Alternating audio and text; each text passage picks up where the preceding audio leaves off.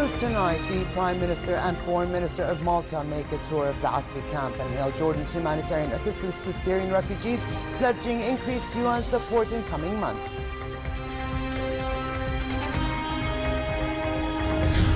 Foreign ministers from the Organization of Islamic Cooperation meet in Istanbul ahead of a leaders' summit on Thursday, calling for a united front against terror and extremism.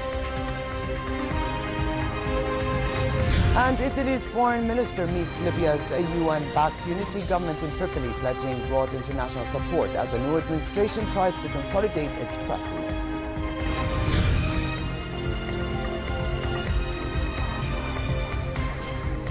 Good evening and welcome to a new edition of the news. Here are the details. The Prime Minister of Malta, Joseph Muscat, said the coming months will see an increase in European support to Jordan for the humanitarian assistance it continues to provide to Syrian refugees. During a visit to Zaatari camp, accompanied by his Foreign Minister George Villa, the Maltese Prime Minister said increased aid is also meant to acknowledge the growing burdens on the kingdom as a result of a continued flow of Syrians into the borders. Both the Prime Minister and Foreign Minister spoke to Jordan Television's Youssef Mashagbe during their tour of the camp. So I think I need to congratulate the Jordanian authorities for the great support they're giving to UNHCR and the international community. They're doing a great job. Obviously, when it comes to our support, not only as a country, we're the smallest member of the European Union, but as European Union, we are there to stress that Jordan cannot be forgotten. Jordan is doing an important job that needs to be supported by us, and I believe that in the coming months the European Union will show concrete signs of how it intends to further support Jordan in its incredible quest for humanity. I was impressed with first of all, the size of the camp, the organization, but then again I'm reflecting on the big responsibilities and the big contribution that the Jordanian country, Jordan, is actually giving to these refugees. It is something which is worth commending. It is very, very impressive when you see that in spite of all the other difficulties that Jordan has, it is still shouldering the responsibility of such a big community and providing, I would say, very, very good services considering the conditions. And a new group of Syrian refugees fleeing the war at home have entered the kingdom over the past 24 hours. Border guards ushered in a total of 301 Syrians, men and women from various age groups, after providing them with needed assistance. The Jordanian Royal Medical Services personnel also offered first aid to the sick or wounded before they were escorted to refugee camps. Syrian President Bashar al-Assad said a federal system is unable to strengthen the country and would only destroy Syria. During a meeting in Damascus with Russian parliamentarians, Assad noted that the Syrian people share the same idea about dividing the country into federal states. The Syrian leader also warned that turning Syria into small regions run by extremist groups would put the world at risk. Assad stressed the need for a system of political parties that would smooth disputes away, while adding that a parliamentary republic will not work in Syria.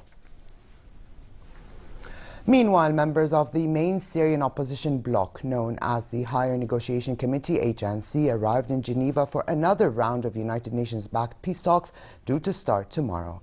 The talks have been delayed last week by UN mediator Staffan de Mistura, who said he wanted to ensure the seriousness of all sides involved. The opposition has consistently said that it wants a halt in attacks on civilians and for the talks to result in a transitional governing body for Syria that does not include al-Assad. While Assad has said he thinks the Geneva talks can produce a new Syrian government that includes opposition, independents and loyalists, he has rejected the idea of a transitional authority. Foreign ministers from the Organization of Islamic Cooperation, OIC, met in Istanbul ahead of a leaders' summit on Thursday. Turkish Foreign Minister Mevlut Çavuşoğlu, speaking at the opening session, called on the Muslim world to bring an end to the conflict in Syria. He denounced the ongoing Palestinian-Israeli conflict, saying there would be no stability in the region until the Israeli occupation of Palestinian territory is ended.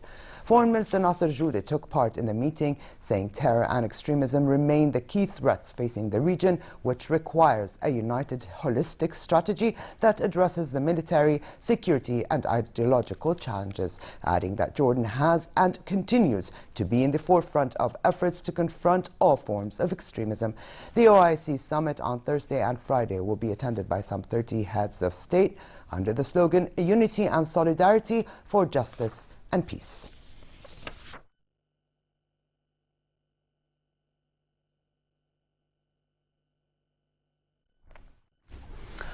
In the latest daily attacks against Daesh, the U.S.-led coalition launched 13 strikes in Iraq and Syria.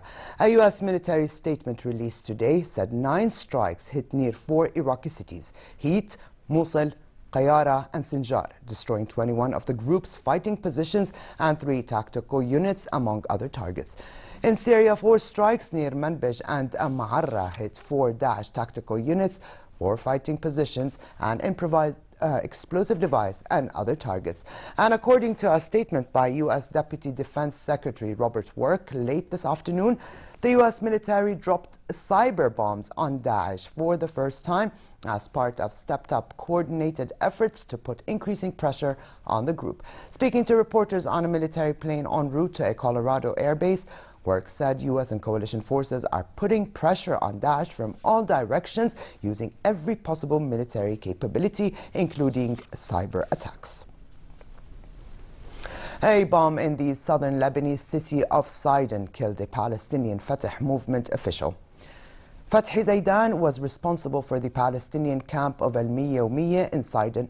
Al-Miyawmiya camp, 4 kilometers east of Sidon, is home to more than 5,000 Palestinian refugees. The nearby Palestinian camp of Ain al-Hilwa has regularly been the scene of violent disputes between rival factions. Earlier this month, 1 man was killed and others were injured in a similar dispute that escalated into gun battles. Italy's foreign minister on a visit to Tripoli met Libya's UN-backed unity government led by Fayez Sarraj, pledging broad international support as a new administration tries to consolidate its presence. The visit by Paolo Gentiloni was the first by a senior Western official since the arrival in Tripoli nearly 2 weeks ago of the unity government's presidential council. He said other countries will follow his visit and hinted that a diplomatic presence may reopen in Tripoli. Western powers hope the new government can unite Libya's warring factions, end its political chaos, and request foreign help to tackle Daesh and migrant trafficking across the Mediterranean. Italy made a first delivery of food aid and medical kits to Tripoli and plans to assist to hospitals in Benghazi. Gentiloni and Sarraj met at the Tripoli naval base where the Presidential Council has been operating. Is it thinkable that in the future, through our cooperation, some sectors of this embargo could be lifted, so to give possibilities to Libyan authorities to be stronger also in fighting Daesh and terrorism? This can be discussed. But what I want to make clear between us is that there is a owner of this process, and the owner is the Libyan people and the Libyan Presidency Council and Government of National Accord. 1,850 migrants have been rescued by the Italian Coast Guard yesterday as calmer weather set in. 8 separate rescue operations took place to pluck the migrants from dinghies and overcrowded boats as they headed towards the coast. Europe has seen more than 1.2 million people arrive since the beginning of 2015, most of them from Africa and the Middle East, and the EU has already warned that Libya could be the source of a new escalation of Europe's migration crisis. And back here at home, a national plan for human rights was launched in response to royal directives urging the need for a comprehensive blueprint that safeguards human dignity and asserts a person's right to freedom and equality, being divine provisions. The plan was a combination of collaborative efforts by formal and public institutions and civil society following an in-depth study of the situation of human rights in Jordan. The blueprint aims to address existing gaps at the level of legislation, policies and practices, and to stay in line with the Constitution, the UN Charter, as well as to respect the Kingdom's commitments to signed international conventions. A hardened band of French activists dreaming of a new political order gathered in the Place de la République in central Paris for the 12th night in a row, part of a new protest movement dubbed Nuit debout, or Up All Night. The movement was born following a protest against a draft labor law which introduces new flexibility in areas including working time and payouts by industrial tribunals. The nightly meetings include debriefs from the various special commissions, and the vast majority of the protests are peaceful, with the wide-ranging discussions in the General Assemblies peppered with literary readings, including from French classic The Little Prince. The goal is to keep the process participative for a public which feels is being ignored by politicians and big business. And in spite of the government's promised support for students, activists seem determined to keep dancing to their own tune, at least for now. Here we are convinced that we are not in a democracy. If a democracy is about participation of the citizen in political life, who is participating in political life in France, apart from few hundred members of parliament, a few ministers, a few high-ranking civil servants? Who is participating in economic life apart from people on the board of the big companies? The citizen in inverted commas? No, they just have the power to vote for a dictatorship for 5 years. In financial news, U.S. stocks opened higher today as benchmark Brent edged up over $43 per barrel on hopes that a meeting of major producers end of the week will result in a deal to curb a persistent global oversupply. The Dow Jones Industrial Average was up 0.16%, the S&P 500 was also up 0.16%, and the Nasdaq Composite was up 13%. Still, global risks remain a concern. The International Monetary Fund cut its global growth forecast for the 4th time in the past year today, citing China's slowdown, low oil prices, and chronic weakness in advanced economies. Knowing I was going to get a Columbia education was actually more exciting than hearing I was going home after doing 25 years, says an inmate serving 25 years to life for murder at Taconic Correctional Facility in New York. The inmate is taking part in a Columbia University degree program that aims to improve critical thinking and help the employment prospects for convicts upon release. Columbia University is a private Ivy League university. Taconic Prison Superintendent said most convicts will eventually return to their old neighborhoods, and developing critical thinking skills may keep them from making the same mistakes that got them locked up in the first place. Here's a story. That's a really important point. Hudson Link for Higher Education in Prison is blazing a new trail for felons. While there's nothing new about gaining an education in prison for later reintegration into society, it's rare to see such a prestigious institution like Columbia University lending its name in the effort. These students are prisoners of the Taconic Correctional Facility just north of New York City. In this class, inmates are discussing Greek literature and Shakespeare. You should not have run from me. I am the great Apollo. I am not some shepherd boy. Hudson Link includes a consortium of universities like Columbia and Vassar and has been so successful it has its participants' recidivism reduced to less than 2%. Columbia University English professor Laura Sielkolski says the program is giving convicts the tools they need for life outside prison. I think these skills will absolutely enable them to make better choices once they're outside. Among the students is Aisha Elliott, who's been serving a 25-year sentence for murder. She intends to transfer her credits earned behind bars to Columbia's Manhattan campus after she gets out this summer. knowing that I was going to get, or hoping that I will get, a Columbia education was actually more exciting than hearing that I was going home after doing 25 years. And with her newly acquired education, correctional facility officials hope she'll avoid the pitfalls that landed her in prison and lead her to a more promising future. Ecuador's capital city, Quito, is gearing up to introduce electric bikes to users of its public bike-sharing program, Bici Quito, in a bid to curb traffic and pollution and to promote healthy living. The new bicycles, set to be available on the 17th, will provide Quito residents with bikes equipped with a lithium battery that is charged as riders pedal the bike. The new devices will help reduce the physical effort required to move around the city. Although they look like ordinary bikes, they are in fact 13 kilograms heavier and are controlled using a switch located on the handlebars. The service is free of charge, but users have to register before they are able to start moving around. Bici Quito consists of 658 bicycles spread over 25 stations.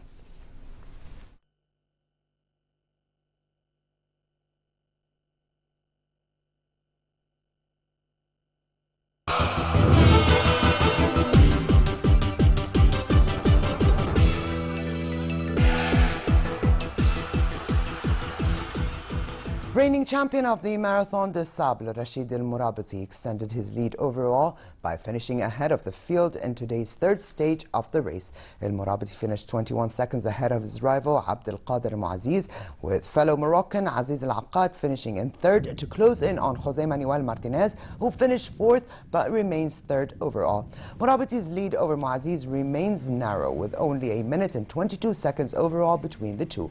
In the women's race, the quickest was once again Russian Natalia Sadiq, ahead of French woman Nathalie Mouclair. Stage 4 of the race will take place over 2 days.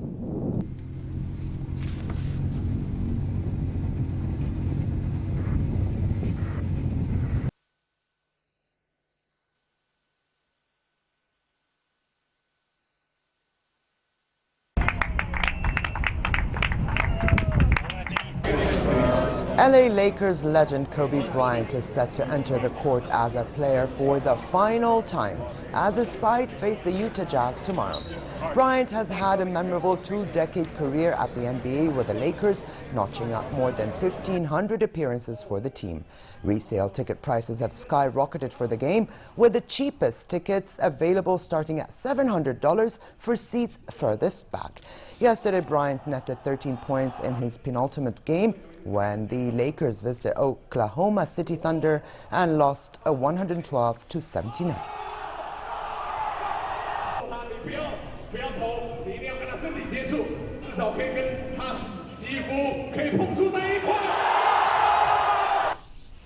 And finally, chilly conditions with cloudy skies continue for the rest of tonight, with more showers over the northern and central parts of the kingdom. Tomorrow, the country remains under the effect of a cold air mass, so it continues to be relatively cold and rainy in most regions, with northwesterly brisk winds. The Gulf of Aqaba should expect moderate conditions with possible light rain, while winds will be northerly moderate to brisk and the seas slightly high. Here now is the temperatures forecast for tonight and tomorrow.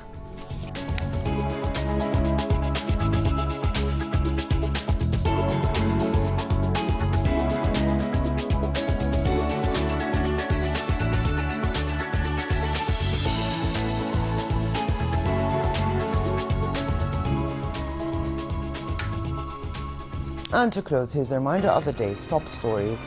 The Prime Minister and Foreign Minister of Malta make a tour of the Akli camp and hail Jordan's humanitarian assistance to Syrian refugees, pledging increased UN support in coming months.